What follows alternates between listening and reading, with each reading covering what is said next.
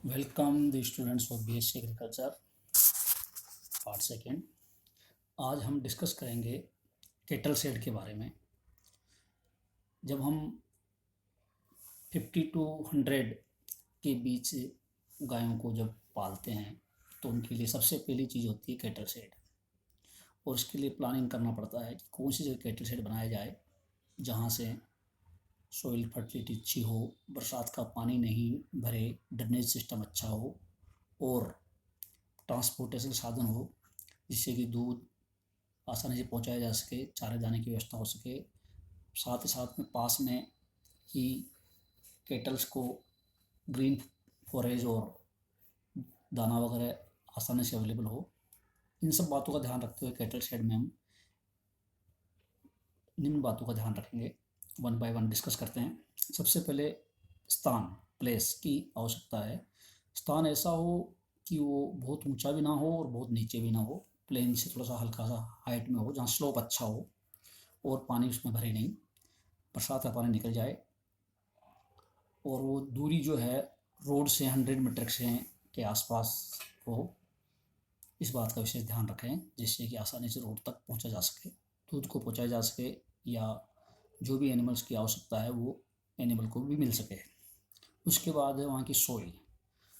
Loose soil में जब cattle shed हम तैयार करते हैं तो बेसमेंट या उसको प्लिंथ अच्छी होनी चाहिए जिससे कि मजबूती रहे, और जहाँ हार्ड सॉइल है वहाँ इतनी दिक्कत नहीं आती है।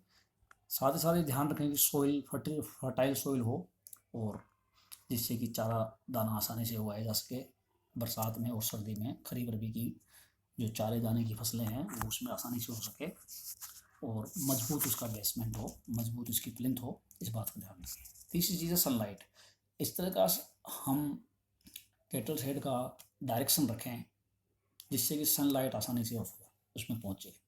जैसे कि फॉर एग्ज़ाम्पल सर्दी के दिनों में सूरज की रोशनी ईस्ट टू साउथ की तरफ चलती है, तो कैटल शेड ऐसा हो कि साउथ तरफ की सोलर एक्सपोजर अधिकतम हो, और गर्मी में नॉर्थ नॉर्थ की तरफ विंड ब्रेक्स यानी पेड़ पौधे लगाए जाएं जिससे कि गर्मी के दिनों में उसमें छाया बनी रहे, टेम्परेचर बहुत हाई नहीं हो, लू से बचाव होता रहे, और ठंडी हवाएं भी उसमें नॉर्थ से नहीं आए। तो वेस्ट और नॉर्थ में हमें, नॉर्थ और वेस्ट साइड में विंड ब्रेकर्स पेड़ पौधे जैसे अशोक के पेड़, डलबेग या शीशो, शीशम आदि के पेड़, शहतूत के पेड़ लगाए जा सकते हैं। नेक्स्ट है कि वाटर सप्लाई। वाटर सप्लाई पानी अच्छा हो, और पानी अच्छा होने के साथ साथ में पानी की सुविधा भी आसानी से हो उसमें, जिससे कि एनिमल को हम आसानी से पानी की फैसिलिटी हो, क्योंकि पानी सबसे इम्पोर्टेंट है फसलों के लिए भी, एनिमल के लिए भी और साफ़ सफाई के लिए भी। फिर सराउंडिंग्स, बाउंड्री सेफ्टी हो चारों तरफ, चाहे वो सेफ्टी वायरिंग से की जाए, जो कांटे वाले तार हैं कांटे वाले तारों से वायरिंग की जाए, और जिससे कि जंगली जानवर या बाहर के कोई नहीं आ सकें। साथ ही साथ में नेक्स्ट चीज़ है वहाँ लेबर इजीली अवेलेबल हो, आसपास लेबर की सुविधा हो, या लेबर इकोनॉमिक और होनेस्ट होना चाहिए, कि दूध चोरी वगैरह में इसमें थोड़ा सा ध्यान रखना पड़ता है। फिर आती है जो एनिमल शेड के लिए हमें वहाँ मार्केटिंग की सुविधा अच्छी हो, इजीली मार्केटिंग किया जा सके और आसानी से वहाँ पहुँचा जा सके। हाउसिंग, जैसे दो तरह की हाउसिंग होती है, लूज हाउसिंग और वो शेड हाउसिंग, जिसमें लूज हाउसिंग और पैक्ड हाउसिंग। लूज हाउसिंग में एनिमल के लिए, जैसे आपको डायग्राम में फोटो में दिखाई दे रहा है कि शेड होता है, उसके नीचे एनिमल आके आराम से रहते हैं, घूमते रहते हैं, वो ज़्यादा ईजी माना जाता है। लेकिन जहाँ शहरी एरिया है वहाँ पर लूज हाउसिंग को कम प्रेफर करके और क्लोज हाउसिंग या पैक्ड हाउसिंग रखा जाता है, जिसमें एनिमल को फेस टू फेस और टेल टू टेल सिस्टम से एनिमल को हम रखते हैं। तो ये अब ये tail to tail face to face के लाभ हानि अपन बाद में डिस्कस करेंगे।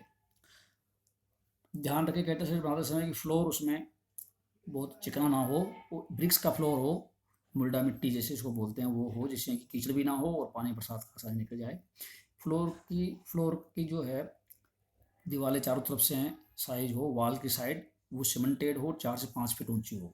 पूरी कैटल शेड की हाइट 8 फीट हो, 5 फीट बाद में चारों तरफ लोहे की जाली वाला मेश लगा सकते हैं, जिसमें कि मेश के अंदर उसमें जाली में सनलाइट भी आती रहे, और अगर ज़रूरत पड़ जाए तो हम सर्दी में उसमें बैग्स या बोरी के टाट वगैरह या त्रिपाल लगा के सर्दी या गर्मी से बचाया जा सके।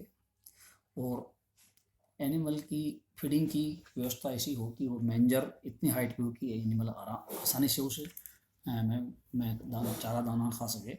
ये मानी जाती है कि जिधर की तरफ से ऊंचाई साइड में 1 फीट से 4 इंच हो, और नीची साइड जिधर एनिमल को बांधा जाता है वो 6 से 9 इंच की ऊंचाई पे हो, जिससे कि एनिमल ईजिली उसमें। फिर उसके बाद में जो मेंजर के साथ में जो वो ड्रेनेज सिस्टम है उसका गटर ईजिली हो, गटर में स्लोप हो, ताकि गोबर यूरिन वगैरह आसानी से जा सके, और क्लीनिंग की सुविधा हो, सैनिटाइजेशन ईजिली हो सके, और एनिमल को किसी प्रकार का स्ट्रेस ना हो। और इन सब बातों का, और साथ में ये भी ध्यान रखें कि जो एनिमल कैटल शेड बनाया जाए, उस कैटल शेड के सारे उसमें जो पेन्स हैं वो बनाए जाए, जैसे कि बुलक शेड अलग से हो, वो जैसे प्रेग्नेंट काऊ उसको अलग हो, पार्चुरेशन हो, साथ ही मिल्क कलेक्ट करने का अलग से फैसिलिटी हो, और साथ ही साथ में ये स्टोरेज की फैसिलिटी, चारा दाना और जो भूसा वगैरह का स्टोरेज हो, और बीच में ऐसी जगह हो जहाँ पर कि पूरे कैटल शेड को वॉच किया जा सके। इन सब बातों का ध्यान रखते हुए हम कैटल शेड बनाते हैं। ये थोड़ा सा कैटल शेड के बारे में है। नेक्स्ट क्लास में सिस्टम ऑफ कैटल शेड, यानी उसमें किस तरह का tail to tail face to face रखेंगे, ये हम बाद में डिस्कस करेंगे। Thank you very much.